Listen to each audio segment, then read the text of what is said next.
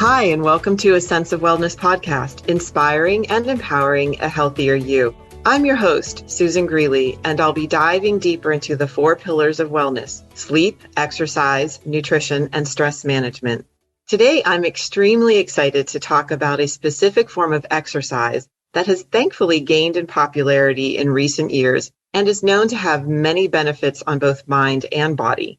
I'll be talking about yoga with my guest today and addressing a big gender gap in this activity, meaning how do we get more men to engage in yoga? My guest today is Jake Panasevich, who is a yoga teacher with more than 16 years of experience, and he specializes in yoga for men and athletes. He has worked with professional athletes such as those on the Philadelphia Eagles, the Phillies, and the Philadelphia Union, but he is mostly known for his grassroots men's classes in Philadelphia that he grew to over 150 guys in just 1 year. Jake is also a health journalist and expert for the U.S. News and World Report, and he links yoga and wellness to evidence-based medicine as a wellness specialist for mission-aligned, forward-thinking companies.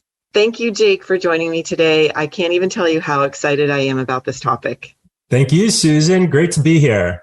I really love this topic. I have to keep saying that, I guess, because I love yoga, first of all. And I think it's so important to get more men to practice yoga. There is a big discrepancy. I just read a statistic this week that about 40 million Americans practice yoga and only a quarter of them are men. What is going on? That's a great question. And I agree. I think it's better than ever before, but we still need to get more men practicing yoga. I do think there's a little bit of a barrier for guys entering a yoga class, especially when you think about trying yoga, you think about entering a yoga studio. And that is often the biggest, I think, barrier for guys to get through to start a yoga practice. And so, yeah, more guys need to be practicing yoga. It's better probably than ever before, but we got to get these guys interested and get them to see the benefits. And I think once they try it, the rest is history. I think they'll see the benefit there for sure. For sure. They're never going back. Oh, I completely agree. And it's funny because we did dive right in there and jumped ahead to one of my questions for you, Jake, which is about the barriers. And we're going to elaborate on that because I want to identify them and help men in particular, obviously, overcome those. Let's take a step back, though, because I want to hear about you and your own journey and what made you start practicing yoga. Sure. So unlike a lot of yoga teachers, I think a lot of yoga teachers maybe like grew up on an ashram. You think of a yoga teacher, a yoga guy, right? But yeah. I grew up quintessential corn-fed American kid. I was on a 300-acre farm in rural Pennsylvania, in Northeast Pennsylvania. Standard American upbringing. And I got involved in sports early, like very early, and started to wrestle from the time I was 5 years old. I got more and more serious. And by the time I was in junior high, it was really clear my goal in wrestling was to wrestle in college. And so me and my brother, my dad was nice enough to drive us all around the country wrestling all throughout the summer and the off seasons. And by the time I was in high school, this dream had come to fruition. Like it really looked like it was going to happen. And I was over the moon and went to University of Pittsburgh and wrestled. Wrestling was my identity. I was the wrestling guy in high school. And so I was just through the roof excited to get to college and continue to wrestle and get an education. And I found out very quickly through my freshman year in college wrestling that, boy, this was a lot different.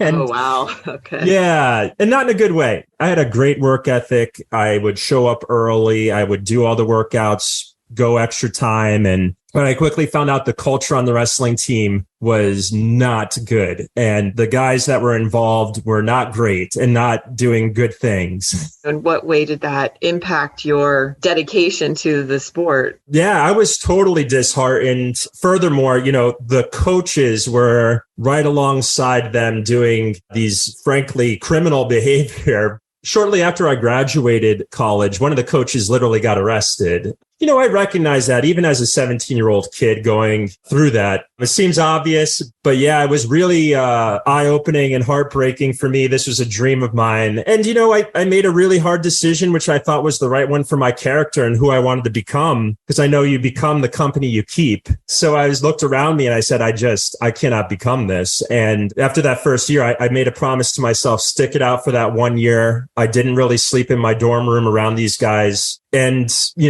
cut it off. I quit. It was a big sigh of relief, but it also was a huge identity crisis for me. It's like, what now? I was always the wrestling guy, and everything I had done kind of revolved around being a better wrestler, whether it was health decisions or workouts, or my whole day was structured around it. That's when I really felt lost. I felt like I've sunk into an abyss of an identity crisis. I finished my university, got my degree in journalism, and moved to Philly because my sister was there and I was looking for jobs. And it was 2007, right at the recession. So journalism jobs, as you might imagine, weren't too easy to come by. And so I moved to this bigger city, Philadelphia, a lot different from the 300-acre farm I was raised on. And, it's interesting. You could be in this massive city and feel so alone. I didn't have a community. I was looking for jobs with not many to be found. And I, post wrestling, had 3 knee surgeries, all kinds of injuries, neck injuries, ankle injuries. My low back was in some serious pain. So all the ways I was used to working out and keeping myself in shape and healthy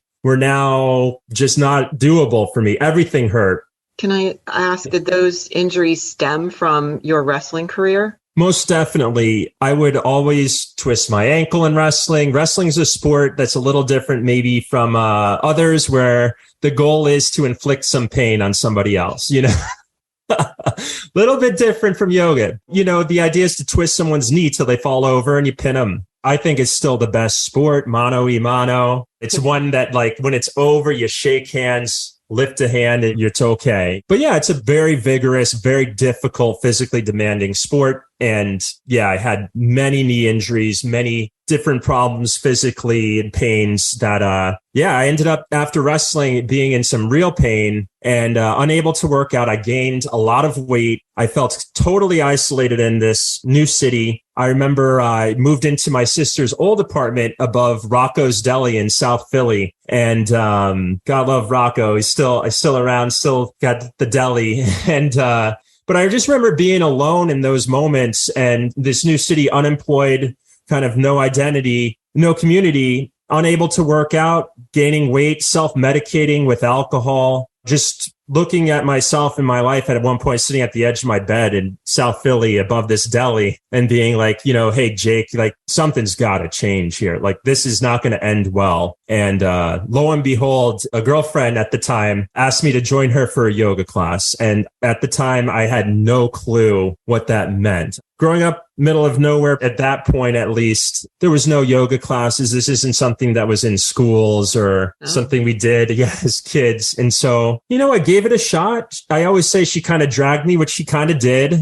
But I was very fortunate. She drugged me to the right class. It was a faded yoga class. It sounds like. Yeah, right? It was definitely, unique. The gentleman who taught it was exceptional. Great guy. His name's Troy in Philly. He teaches a vigorous power yoga. I walked through the door of the yoga studio. It's, me and 30 women. But then the teacher is this 6'6", looks like a football player. He's a bouncer in Philly, or was. Big guy, very like a physical presence in the class, and very positive, very encouraging. Anybody in Philadelphia who does yoga probably knows of Troy. Just a sweet guy with a big heart, but what a physical presence. And so I think she knew that as a bigger guy at the time, especially entering a class, that I would at least visually feel a little bit more comfortable walking in, seeing another man. Absolutely. Yeah. And I didn't expect that. And so after that first class, I felt great, but I had no idea what had happened. I'm sure I wasn't doing all the poses, but he made it comfortable enough for me to say, he's like, how do you feel? I like, I feel great for the first time in a long time. I did a workout where my knee didn't feel in major physical pain. My back felt incredible for the first time since I could remember. chronic back pain, something my dad has, his dad had.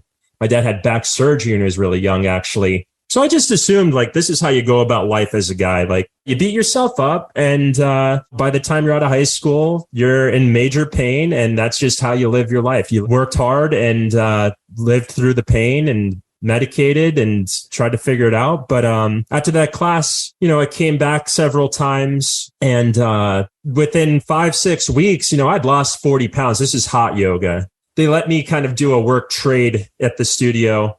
I showed up every day and lost a bunch of weight, cleared my pain. That gave me a community. That gave me people to connect with. Everything started to shift. Better things gravitated towards me because, I was starting to break through this pain, both physically and mentally. That was a real godsend to start like that with Troy and that crew. And then I started to get more serious about my practice. I started to try to keep up with the folks going to these yoga classes in the middle of the afternoon, which come to find out were other yoga teachers. And I tried to keep up with them. A lot of them were actual dancers professionally. And I actually ended up hurting myself again practicing yoga. Oh, no.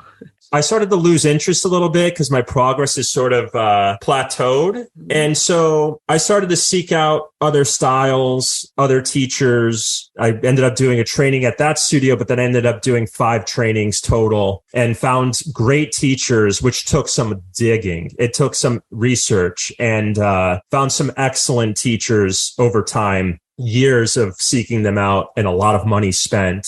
That led to really great training, fortunately, with the teacher named Zhenya LaRosa, who's from New York initially, but moved to Philly. She married one of my friends at the time. Great teacher, exceptional. So once I found her and she had helped me progress, took my health to a whole new level and my practice to a whole new level. I just did 7 years of ongoing training with her. Yeah, yoga therapeutics, it's called. A lot of those trainings too, where how to heal your body through yoga, almost like physical therapy through yoga, taught in 3 separate modalities, your lower body, your mid body, your upper body, where all you do is workshop focus alignment, how to safely work with injuries and limitations. And that was really where I've learned a lot. And so all that time, money spent, years and thousands spent, I've now condensed that in a men's class so that I could package that in a way that's accessible. They don't have to go through what I went through in order to find yoga that makes sense for them and could keep them interested in progressing for years. And as far as my practice has taken me in 16 years, it's always kept me interested in moving forward and learning. And I drank too much coffee, maybe, but that's my long-winded chatty. You and I both love my coffee. So I will summarize it as pain led you to yoga. And it doesn't always have to be such a painful story. Clearly, it is inspiring and motivating, though, Jake. And I'm thankful that you were able to break through the pain. And you said something really key there, though, because that helped you. Yoga, I say often that yoga saved my life. And I do really believe that in many ways, mentally and physically, it saves us from various things in our lives. And, that drama aside, I think that it's really so important to just focus on some of the basic benefits. So I want to mention that as well, because I do this podcast talking about 4 pillars of wellness, Jake, as you know, and yoga does tie in all of my wellness pillars: sleep, exercise, nutrition, stress. So many people, Americans, I read this, that both men and women do know and believe that yoga is good for you, that it increases strength and flexibility and improves athletic performance and helps relieve stress. I do add in, and you mentioned it, with weight loss and weight management, it really does help and can help improve sleep. So given all of those known benefits, I still want to really understand, why do men have either a mental or physical barrier block towards yoga, and how do you specifically help men get into yoga, overcome those barriers? So back to the barriers that we started this conversation with, let's really talk about them and help men take steps to overcoming that. Totally. There's a lot there. I know. In general, there's a lot to this topic of yoga and the benefits, and it's endless, right? Like, think of how many years you dedicated to this practice to be able to teach it to men specifically, actually. Yeah. And, I don't think the culture in yoga studios did me any favors. And I don't think they're doing any guys many favors usually from my own personal experience. Like I just entered taking some classes in studios again here. And I think to myself, boy, if this was my first class as a guy, especially at this stage of my life now I'm like 37, I don't think I would come back. There's a lot there to unpack, but I often think about how when I was starting to teach men's yoga in studios is where it started. This group of guys up in Fishtown, Philly, that ended up evolving into this greater community of guys in Philly practicing yoga. They came up to me, I think it was after like 3 classes. It was a 4-week series. And one of the guys came up to me, and I love guys. They're super, sometimes brutally honest. But he said to me, he's like, hey, listen, we love this class and we love how we feel after. He's like, but we cannot stand this studio. And he's like, our friend owns a church right there. It's his photo studio. We want to do this twice a week, but we don't want to do this at the yoga studio. And I was like, okay, like as a yoga teacher at that stage of my career, like 10 years in, the goal is kind of to get out of the yoga studio more, to make better living, to be treated and compensated in a way that you feel valued. And he's like, yeah, the teachers that are at working the desk, the people that we have to go through to get upstairs to the yoga studio are talking to us like we're children. And we feel like they're condescending. And I just think teachers sometimes, and I did this too as a new teacher, that a yoga teacher is meant to be some spiritual, advanced person. Yeah. And I think for most guys, they don't want to be talked to or talked down to, and they don't like the BS sometimes. Like sometimes as a teacher, I only teach to what I know. I don't try to lecture or speak to something that maybe is beyond my scope of expertise. Like I'm not going to give relationship advice in a class or something. People spend their entire lives becoming relationship therapists or specialists. And I think it's easy to kind of, in an effort to bring forward a deeper experience, to talk about something that's not practical sometimes. And I think guys want practical, and by embodying their practice, those deeper meanings will come through. Like it's a practice, not a talking school. And so I think guys want to get in there and get out of pain primarily. And the other stuff comes through. It'll be saturated in the class through getting out of physical pain and to move forward and advance and do things that they didn't think they were possible. That shines through in the practice itself. You could, with guys, throw in philosophy, but it's through the class and in doses. I don't go in talking chakras with my buddy Bill, who's masonry. I talk about how the architecture of the pose builds on top of the foundation, and this will help clear your back. And this is why. And excellent example. I did want to know how teaching yoga to men and athletes does differ from any other yoga class. Yeah, it's definitely that. I think there's a lot of subtleties in teaching that maybe as someone who just goes to class, you might not notice, but very clear, concise landmarks for guys is huge. So, hey, point 1, hand here, if you could do that, then you do this. Okay. And then how you respond to them doing that is huge. And so really clear landmarks like point A to point B, that's almost like a goal for them, or a real directional, exact, precise landmark that they know, I got it. Okay. And then how you communicate that as a teacher is really important, because if they don't got it, you can't say, hey, you got it, because they think that they're doing it right. Right. So you might say better, little better. And then they start to pick up on this. Guys, they're like, okay, it's better. I don't quite have it. Because Jake will say like, hey, Bill, move your arm here.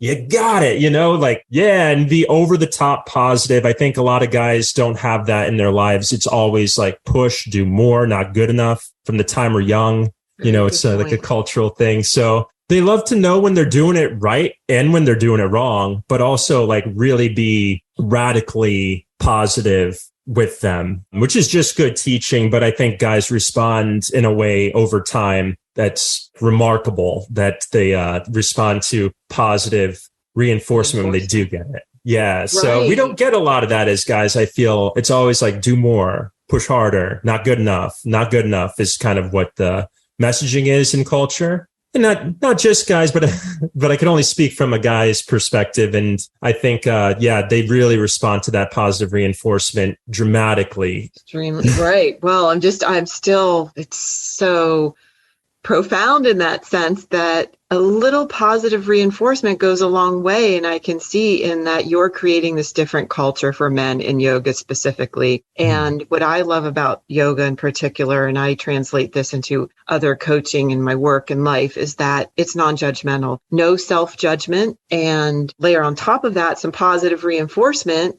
to men in particular who aren't getting that on a daily basis can have profound effects on their overall mental and physical well-being. So I just love hearing you say that. And I do hope that resonates with a lot of people. And I hope, for what you do, Jake, doing this remotely now, like, how do they come across you? How does, Jack down the street find Jake and get into yoga and get started and change his life, transform either pain or just aspects of aging and, movement that people don't think about yoga. Or I encounter so many men who were, as you, they're former athletes at some point, whether it was just high school or college or even pro. And, they've reached a point in their life where they've gained weight. They do have the work stresses. They've got families, a lot of pressure, just pile on all of that is, I hate to say it, but very negative. I'm a very positive person too, Jake, and I just love talking about that, how important the positive reinforcement is. And if that alone drives men listening to this to at least take a class, then we've succeeded here.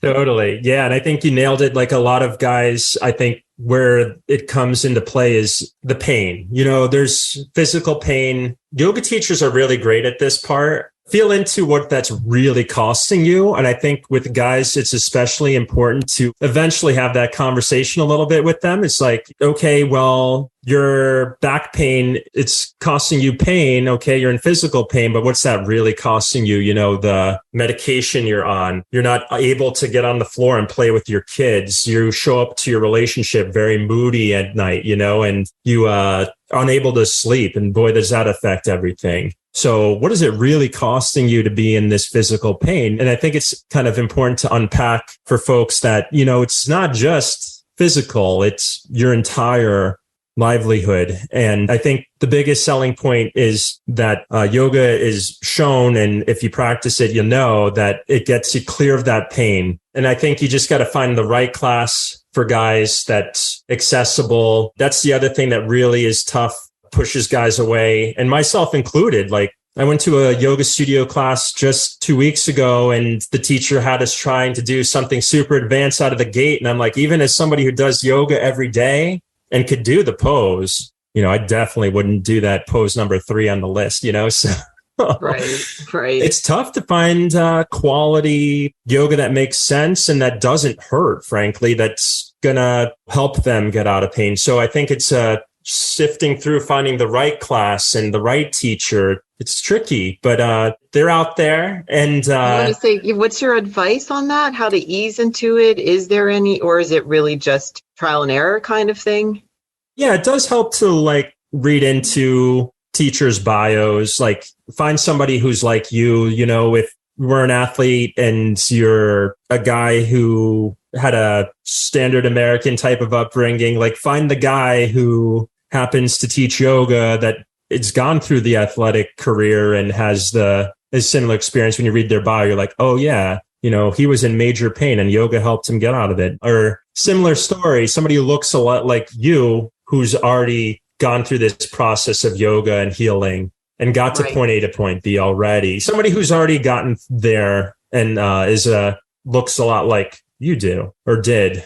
I do want to also mention, though, the credentials, you having the credentials is extremely important as well. And I encourage people to look at that. So not just acting the part, we'll call it. It's really, I love that said that in the intro, you tie in evidence-based, aspects to it. So studies like the why and how and educating. And so I want to tie that in with your actual report, professor as a communications expert in writing for U.S. News and World Report. You write about health and wellness. It's well researched. This isn't just that it was a hobby for you and you became a yoga instructor. So I wanted to point that out because I think it's very complimentary, your career as a reporter and a writer. And can you tell me, though, too, how does that impact your yoga practice? How does it tie into what you do as a yoga instructor? Sure. I like to link my yoga practice and lifestyle habits to research and to evidence-based medicine. Unfortunately, a lot of yoga doesn't link, their practice to research, a lot of unsubstantiated claims. And I've noticed this from the beginning. It's like, hey, if you want to cure cancer, do this pose. And I'm just like, wow, that's a big claim. Yeah, I should. And it's terrible. No. Yeah. And I think it's misleading. Totally. And I think it is misleading. And I think gives yoga a bad name. And kind of like I had mentioned towards the beginning, sometimes teachers get a little bit caught up in speaking to maybe something that they're not expert on. And, I've probably done this too as a young teacher. And I think it's just important to only speak to what you know. Like I give the relationship advice because I've seen that on my radar a bunch. Like, you might not want to mess with people's in relationships if you don't know what you're talking about. That's a big claim. Big leap. Yeah. And so what I love. Scope. Stay in your scope.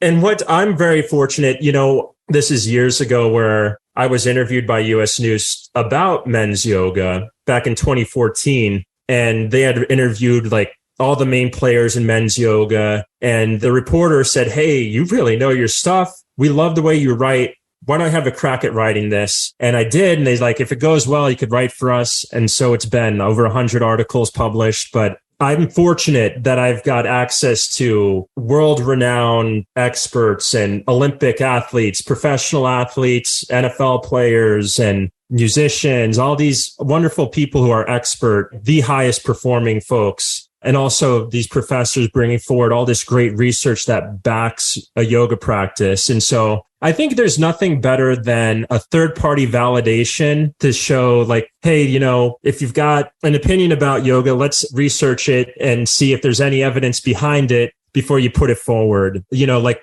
chronic low back pain. There's a lot of good evidence now that yoga helps avoid low back surgery and avoids, going on these horrible medication if you don't have to. And yeah, so I like to link my yoga practice and other lifestyle choices to research. And so it's not just the yoga teacher in the front of the room that's saying, hey, this is going to really help your back. It's like, hey, no, go listen to my conversation. Here's an article where I unpack what the actual professor and researcher did with yoga and how it's helped. And here's the numbers. And here's what happens if you don't. Like, okay, there's something to run towards. And here's what's going to happen if you don't. I think sometimes that helps folks to really kind of paint a clear picture. And so it just makes it more substantiated claims and the benefit of yoga rather than just kind of throwing out the benefits that maybe are unsubstantiated. So, or just opinion, right? Yeah.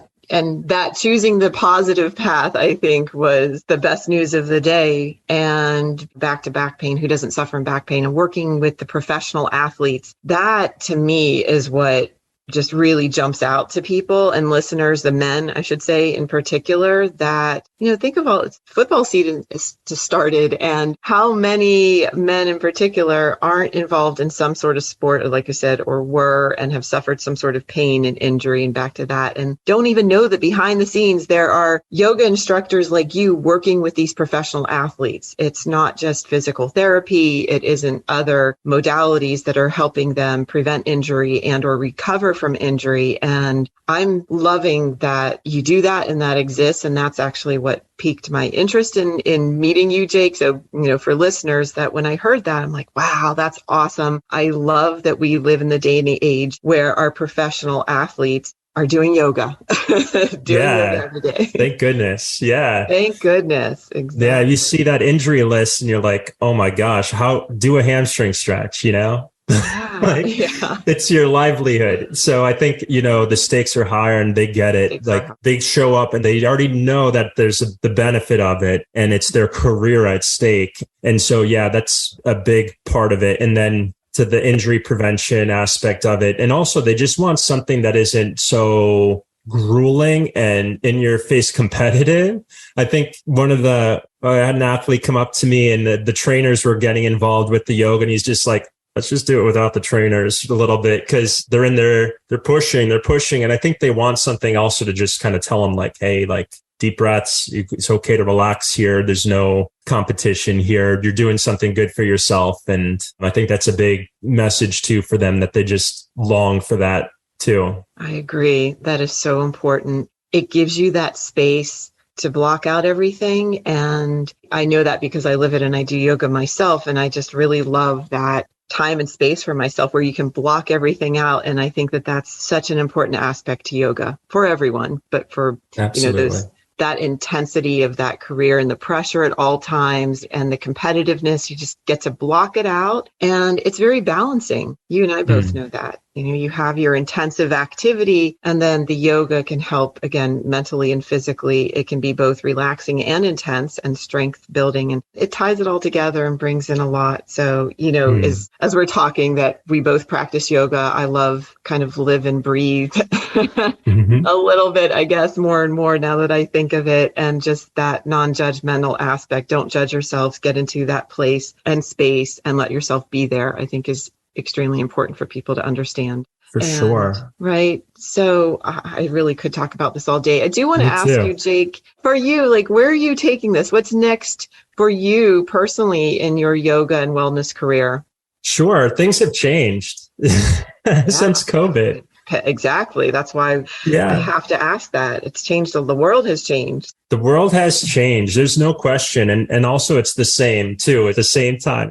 I went full in for my yoga people as soon as the pandemic hit. I listened to a couple experts speak to what's in store for us, and I trusted them. And I dropped out quickly. Like before Philly locked down, I was out. Out of here. Yeah, because I just knew like, hey, I got to keep my head above water, and I'm going to do everything I could for my people. And frankly, my people do this for me too. When they show up, it keeps me at my best when I teach. And so I went full schedule online. It's calmed down a little bit since that first year, because I went over 1,200 classes in the year, and that's a lot of yoga.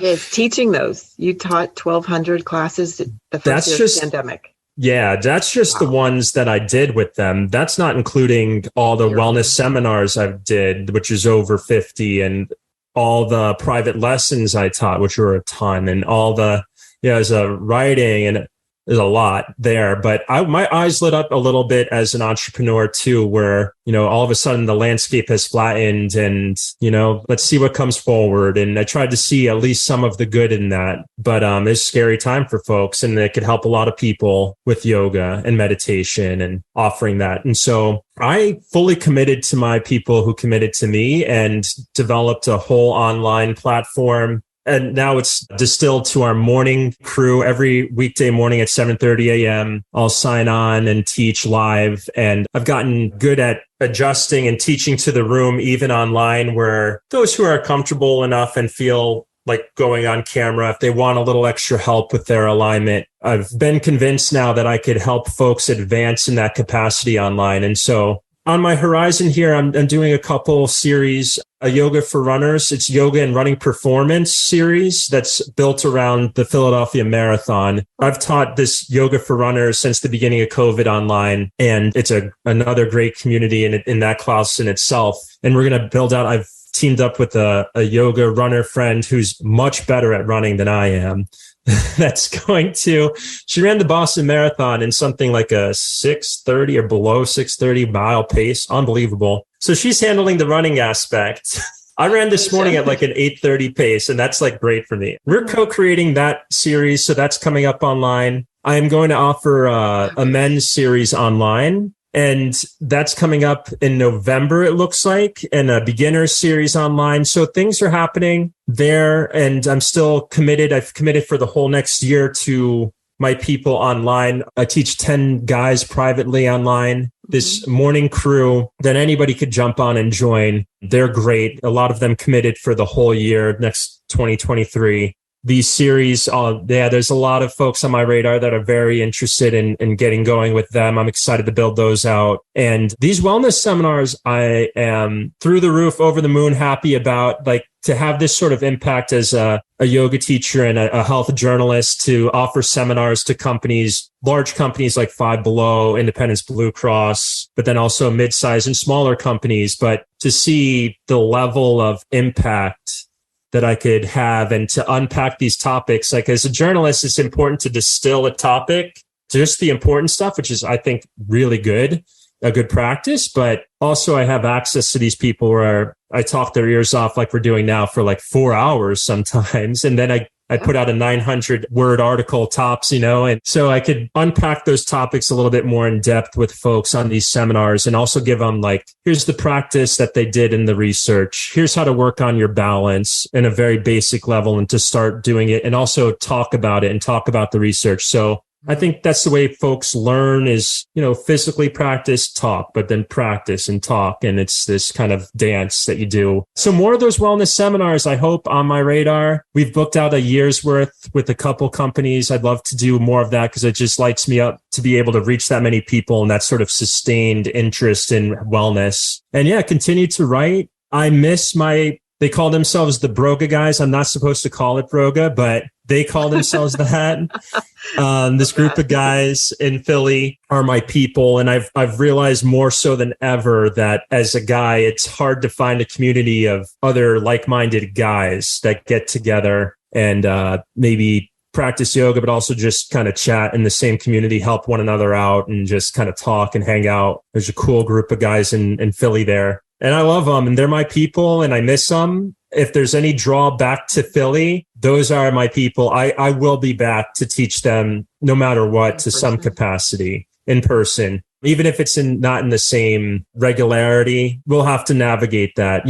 It's a really interesting, beautiful thing how this evolved. These guys own different companies and restaurants and bars, and they would open up their space to us every week. And so, hey, we're at Williams concert venue at Johnny Brenda's, which is this like beautiful, interesting old concert venue up there in Fishtown. And then, hey, we're at Dom's church, which he renovated into a photo studio. And then we'll like be at another guy's shop who's a woodworker and a carpenter. And, it's just kind of like, it was their thing. I was just the guy facilitating, but I was, one of them, and they're friends, and I could come to them with anything. And so it's hard for guys to develop that. And for me to be able to facilitate that over the course of 7 years now, there's incredible. Yeah, there's not a lot of that happening. I found out wherever I land, I will enter teaching in person and teaching men wherever I land for good, whether that's in Philly for good, elsewhere. But yeah, that's where I'm at here for now. It's exciting and fabulous. I love hearing that. I highly, highly encourage you to keep building that community because you are having such a great impact on men's lives in particular. And we need to build healthier communities for sure. So yes, I'm very excited for you and the future. It's this, as you said, I love the dance aspect of striking a balance, the right dance of, pairing things together. But also, you can't beat in-person contact with people. But that said, using technology and just the fact that we're able to connect and be creative now, and telehealth is not going away, the digital world, it's so grateful for that we can connect with greater communities and bring people together. That said, absolutely, there's still, you want to see your buddies or see those guys in person too at some point. So despite the fact that we could probably talk all day, I have one very important question that I ask for all of my guests, Jake. Sure. And that is, what is one thing you're grateful for today? Oh boy, today.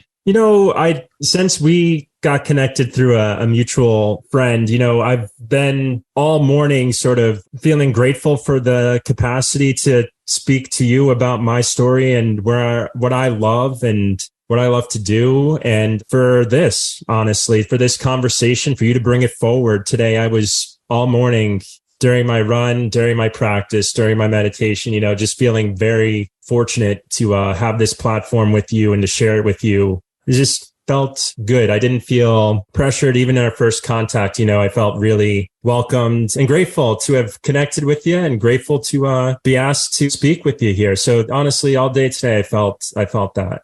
Thank you, Jake. I really do love inspiring and empowering listeners. And this hits the nail on the head for me, and I hope for everyone. So my very final question is, where and how do listeners find you? It's Yoga with Jake on all social platforms, at Yoga with Jake on Instagram. I'm not on Twitter as frequently, but I have some tremendous following somehow on there. And then yogawithjake.com is where all my stuff exists. And so, yeah, and folks could find me there. Instagram's a great way. I will be blasting out anything I'm up to and everything I'm up to, all my articles. I've got one coming up that our friend is actually featured in. I'm very excited about. So yeah, that's where to find me. And I am a one-person yoga show. So I connect with all kinds of people. So just don't be hesitant to even just send a message if there's something you're questioning or worried about or trying to find a class. I'll even just point folks in the direction of, hey,